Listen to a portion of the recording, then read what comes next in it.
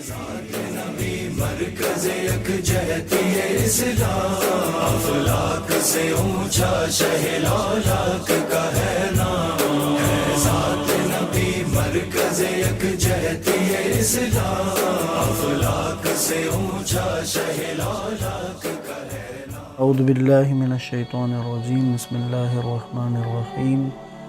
الحمد للہ رب العالمین، بارئ الخلائق اجمعین، ثم الصلاة والسلام علی اشرف الانبیاء والمرسلین، حبیبنا وحبیب الہ العالمین، الذی سمی فی السماء احمد وفی الارضین بأبی القاسم محمد صلی اللہ علیہ وآلہ وسلم وعلى آلہ الطیبین الطاہرین المعصومین واللعنۃ الدائم علی اعدائہم اجمعین من یوم عداوتہم الی قیام یوم الدین۔ السلام علیکم ورحمۃ اللہ وبرکاتہ۔ سیرت النبی آڈیو سیریز میں خوش آمدید۔ قسط نمبر 27، جیسا کہ کل کی گفتگو میں آپ کی خدمت میں عرض کیا کہ ہم اس حصے میں انشاءاللہ رسول اللہ صلی اللہ علیہ وآلہ وسلم کی ولادت سے لے کر اعلان نبوت تک، یعنی اللہ کے نبی کی 40 سالہ زندگی کے بارے میں آج سے ہم بات کا آغاز کریں گے۔ آغاز میں حضرت عبداللہ کے بارے میں آغاز کروں گا بات کا۔ جیسا کہ میں نے اسی پچھلی اقساط میں جب حضرت رسول خدا صلی اللہ علیہ وآلہ وسلم کے اجداد کا ذکر کر رہا تھا، تو اس میں حضرت عبدالمطلب کی زندگی کے واقعات میں سے ایک واقعہ بیان کیا تھا، حضرت عبداللہ والد گرامی پیغمبر پاک صلی اللہ علیہ وآلہ وسلم کی قربانی کا، کہ حضرت عبدالمطلب نے جب انہوں نے زمزم کے کنویں کو دوبارہ کھود کے دوبارہ نکالا تھا، تو اس وقت ان کا صرف ایک ہی بیٹا تھا، جناب حارث، جو بڑے بیٹے ہیں آپ کے۔ تو جناب حارث ایک ہی تھے بیٹے، تو حضرت عبدالمطلب نے محسوس کیا کہ قریش نے جب زمزم کی کھدائی کی مخالفت کی، تو حضرت عبدالمطلب کو احساس ہوا کہ ان کے پاس افرادی قوت کی کمی ہے۔ تو وہاں انہوں نے اس بات نیت کی کہ جب ان کے 10 بیٹے ہو جائیں گے تو وہ ایک بیٹے کو اللہ کی راہ میں قربان کر دیں گے، اور جب آپ کے بیٹوں کی تعداد 10 ہو گئی تو وہ جو نظر کی تھی، وہ جو منت مانی تھی، اس کو پورا کرنے کے لیے اپنے بیٹوں سے بات کی اور طے پایا کہ قرعہ اندازی کر کے جس بیٹے کا نام نکلے اس کو قربان کر دیں گے، جیسا کہ حضرت ابراہیم علیہ السلام نے اپنے بیٹے جناب اسماعیل علیہ السلام کو قربان کیا تھا۔ قرعہ حضرت عبداللہ کے نام نکلا، اور حضرت عبداللہ عزیز تھے سارے قریش کو، سب کے لیے۔ تو اس کے بعد آپ حضرت عبدالمطلب تو حضرت جناب عبداللہ کو لے کر قربان کرنے کے لیے وہ جا رہے تھے۔ سب نے کہا کہ اس کا کوئی متبادل حل نکل آئے اور اس کی جگہ کوئی اس کا حل نکالیں کہ کسی طرح حضرت عبداللہ کو قربان ہونے سے بچائیں۔ تو وہاں حل یہ نکلا تھا کہ اس زمانے میں جن دانشوروں سے رجوع کیا جاتا ہے ان کے پاس جائیں۔ تو اس کام کے لیے یہ یثرب گئے، اور وہاں پر جو عرب کے دانشوروں میں سے جو لوگ تھے، انہوں نے اس حوالے سے جو مشورہ دیا وہ یہ تھا کہ اگر آپ چاہتے ہیں کہ اس کا عوض کریں، متبادل کریں، تو پھر پوچھا قریش سے کہ آپ کے ہاں ایک بندے کا خون بہا کتنا ہوتا ہے، ایک جان کا خون بہا کتنا ہے؟ قریش نے کہا ہمارے ہاں 10 اونٹ ہوتے ہیں۔ تو اس نے حل یہ دیا کہ آپ قرعہ اندازی کریں، ایک طرف ایک پرچی پہ حضرت عبداللہ کا نام لکھیں، دوسری پرچی پہ 10 اونٹ لکھیں اور قرعہ اندازی کریں۔ اگر قرعہ عبداللہ کے نام پہ نکلے تو اونٹوں کی تعداد بڑھا دیں، یعنی 20 اونٹ کر دیں، اور پھر قرعہ نکالیں، یہاں تک کہ جب قرعہ اونٹ کے نام پہ آ جائے، اونٹوں پہ آ جائے، تو پھر آپ جتنے اونٹوں کی تعداد ہو جائے گی اتنے اونٹوں کی قربانی دیں گے، تو اس نظر کا عوض ہو جائے گا۔ تو کہتے ہیں کہ اسی طرح سے راضی ہوئے سب، اور اونٹوں اور حضرت عبداللہ کے درمیان قرعہ اندازی کرتے رہے۔ ہر دفعہ حضرت عبداللہ کا ہی نام آتا تھا، یہاں تک کہ اونٹوں کی تعداد 100 ہو گئی۔ جب 100 اونٹوں کو ساتھ اس طرح سے قرعہ نکالا تو قرعے میں اونٹوں کا آ گیا۔ جب اونٹوں کا آیا تو حضرت عبدالمطلب نے وہاں پر پھر تقاضا کیا کہ میں چاہتا ہوں کہ اس کو مزید 2 دفعہ کیا جائے، دوسری دفعہ دوبارہ قرعہ نکالا جائے تاکہ مزید اس پہ مضبوطی سے زیادہ واضح ہو کر بات سامنے آ جائے۔ دوبارہ بھی قرعہ نکالا گیا تو قرعہ اونٹوں کے نام ہی نکلا۔ اس واقعے کے بعد پھر 100 اونٹ ذبح کیے گئے اور حضرت عبدالمطلب نے اپنے ہی مال میں سے، اپنے ہی جانوروں میں سے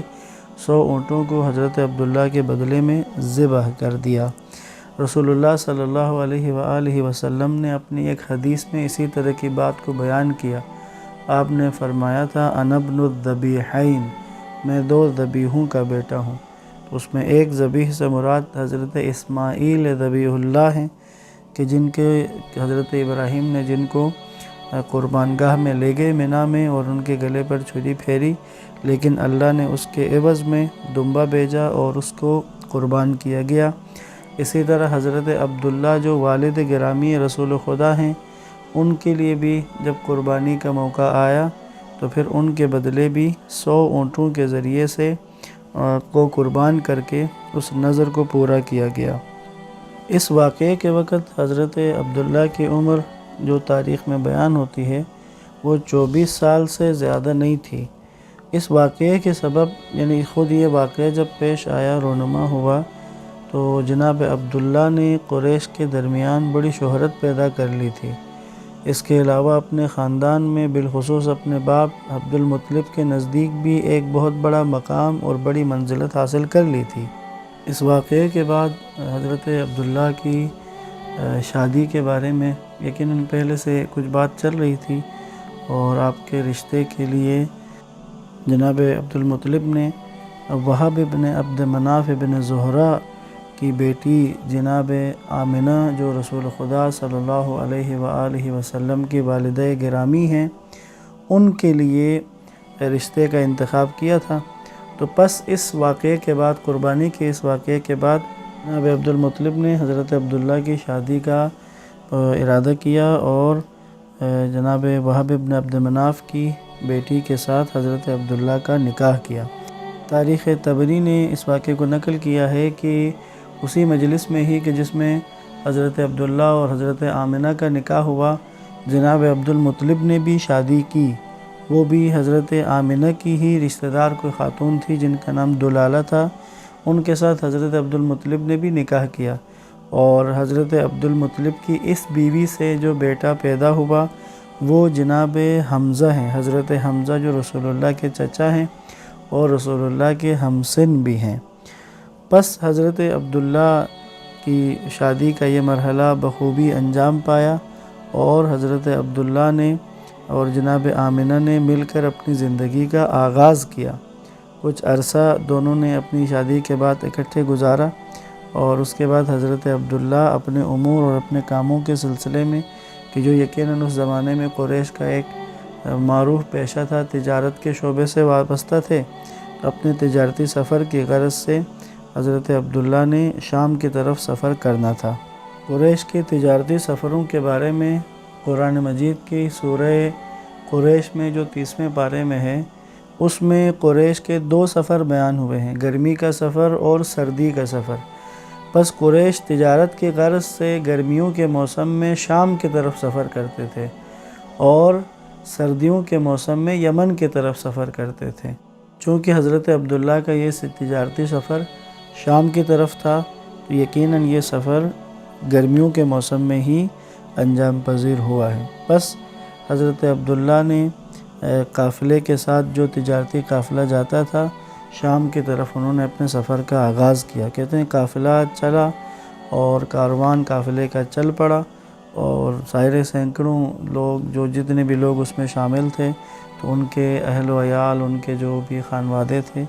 ان سب کے لیے ایک جدائی کا مرحلہ ہوتا ہے۔ حضرت آمنہ اور جناب عبداللہ کے آپس کی صمیمیت، آپس کی جو ان کا ایک دوسرے کے ساتھ رویہ تھا وہ بہت خوب تھا، بہت محبت آمیز تھا، تو ان کے لیے بھی یہ جدائی کا بہت وقتی جدائی تھی لیکن ایک مشکل مرحلہ تھا۔ اور اس وقت جب حضرت عبداللہ سفر پر جا رہے تھے، جناب آمنہ اس وقت حاملہ تھیں اور یہ شام کا جو سفر تھا یہ چند مہینوں پر مشتمل ہوتا تھا، تجارتی سفر۔ بعض لوگ اپنے عزیز اور قریبیوں سے ملاقات کے لیے شہر کے باہر تک ان کو رخصت کرنے کے لیے گئے۔ اور اسی طرح جس وقت جب قافلے کی واپسی کا وقت ہوتا ہے تو واپسی کے بارے میں بھی سب کو معلوم ہوتا ہے، کیونکہ اس زمانے میں آج کی طرح کے ذرائع آمد و رفت نہیں تھے کہ جو گھنٹوں منٹوں اور اس طرح سے بہت زیادہ لمبے سفر کو آسانی سے طے کیا جاتا ہے۔ اس زمانے میں سفر اونٹ پہ کیا جاتا تھا، صحرا کا سفر، اور اونٹ کی رفتار کے حساب سے مسافتیں ایک علاقے سے دوسرے علاقے تک، ایک ملک سے دوسرے ملک تک مسافتیں مہینوں ہفتوں کے حساب سے ہوا کرتی تھیں۔ بس شام کا یہ تجارتی سفر بھی چند مہینوں پر مشتمل ہوتا تھا، اور جس وقت یہ اس قافلے کی واپسی کا وقت آیا، بہت سے لوگ اپنے عزیزوں اور قریبیوں سے ملاقات کا جن کو شوق تھا، ایک چند ماہ کی جدائی ہوتی ہے تو لوگ اپنے عزیزوں کے استقبال کے لیے شہر سے مکہ سے باہر آ کر شام کی طرف سے آنے والے راستے پر انتظار کر رہے تھے۔ تو حضرت عبداللہ ظاہر اس قافلے کے ساتھ گئے تھے، تو ان کے انتظار میں بھی جناب عبد المطلب، ان کے بزرگ اور بوڑھے باپ، اور حضرت آمنہ کہ جو ظاہر ہے کہ ایک نیا ازدواجی رشتہ اور ابھی شوہر اس حالت میں گئے کہ وہ بچے کے ساتھ امید سے تھیں۔ تو انسانی جذبات و احساسات کے عنوان سے دیکھا جائے تو یقیناً ایک انتظار رہتا ہے کہ شوہر کا واپس آنا۔ تو پس استقبال کے لیے کھڑے تھے اور نگاہیں حضرت عبداللہ کو تلاش کر رہی تھی، لیکن قافلہ پورا آ گیا، لیکن حضرت عبداللہ قافلے میں شامل نہیں تھے۔ جب حضرت عبد المطلب نے اہل قافلہ سے، اس کارواں کے لوگوں سے دریافت کیا تو ان کے بتانے پر پتہ چلا کہ حضرت عبداللہ جب واپس آ رہے تھے شام کی طرف سے تو یثرب میں پہنچنے کے بعد ان کو بیمار ہو گئے تھے، مریض ہو گئے، اور اس بیماری کی وجہ سے وہ یثرب میں رک گئے ہیں تاکہ وہ آرام کریں اور تھکن کو دور کریں، اور مرض سے کچھ افاقہ ہو تو واپس مکہ آ جائیں۔ ظاہر ہے کہ یہ خبر ان لوگوں کے لیے، حضرت عبد المطلب کے لیے، جناب آمنہ کے لیے کہ جو ان کی واپسی کے انتظار میں تھے، ایک بری اور غمناک خبر ہوتی ہے۔ جناب عبد المطلب نے اپنے بڑے بیٹے حارث کو مامور کیا کہ وہ فوراً یثرب چلے جائیں اور جا کر حضرت عبداللہ کو اپنے ہمراہ واپس لے کر آئیں۔ جب حضرت عبداللہ کے بڑے بھائی جناب حارث مکہ سے روانہ ہوتے ہیں اپنے ساتھ کچھ افراد کو لے کر، اور جس وقت وہ مدینہ میں وارد ہوئے، یثرب میں پہنچے، اس زمانے میں یثرب کہلاتا تھا، تو وہاں ایک غمناک و اندوہناک خبر ان کے انتظار میں تھی۔ انہوں نے وہاں پہنچ کر معلوم کیا اور انہیں پتہ چلا کہ والد گرامی رسول خدا جناب عبداللہ قافلے کے روانگی کے 1 مہینے بعد ہی، یثرب میں رہتے ہوئے 1 ماہ کے بعد ہی انہوں نے اس دار فانی سے کوچ کر لیا ہے، اور اسی بیماری کی وجہ سے اس دنیا سے رخصت ہو گئے ہیں۔ بس جس وقت حارث کو اس خبر کا پتہ چلا، ظاہر ایک غمناک اور اندوہناک خبر تھی، اس خبر کو لے کر جناب حارث واپس آئے اور حضرت عبد المطلب کو حضرت عبداللہ کی رحلت کے بارے میں مطلع کیا، اطلاع دی۔ جب جناب آمنہ کو رسول خدا کے والد کی موت کا اور ان کی اس دنیا سے گزرنے کا پتہ چلا تو یہ ایک بہت بڑا صدمہ تھا کہ بچہ جو ابھی دنیا میں آیا نہیں ہے، حاملہ ہیں، بچے سے امید سے ہیں، اور والد کا سایہ قبل اس کے کہ اللہ کے نبی دنیا میں آئیں، والد کا سایہ سر سے اٹھ گیا۔ بس حضرت عبداللہ کمال و متاع جو باقی رہ گیا تھا اس کو لے کر حارث واپس مکہ آ گئے، اور یہ خبر غم اہل مکہ کے لیے اور بالخصوص جناب عبد المطلب اور جناب آمنہ کے لیے ایک بہت بڑے غم اور دکھ کا مقام تھا۔ ایک کنیز تھی جو اسی سفر کے اس میں حضرت عبداللہ کے جو باقی ماندہ مال و متاع جو واپس حارث لے کر آئے، اس کے بارے میں طبری میں لکھا ہوا ہے کہ صرف 5 اونٹ اور بھیڑوں کا ایک ریوڑ اور ایک کنیز بنام ایمن تھی، اور یہ ایمن جو بعد میں رسول خدا صلی اللہ علیہ وآلہ وسلم کی دایا قرار پائی تھی اور خدمتگار تھیں، اور اللہ کے نبی ان سے محبت کرتے تھے بہت زیادہ اور ان کی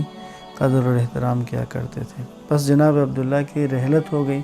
اور رسول خدا کی ولادت سے قبل ہی آپ کے والد گرامی کا سایہ آپ کے سر سے اٹھ گیا۔ یہاں پر آج کی بات کا اختتام کرتا ہوں، انشاءاللہ کل سے ہم مزید اس موضوع کو مزید آگے بڑھائیں گے۔ والسلام علیکم ورحمۃ اللہ وبرکاتہ۔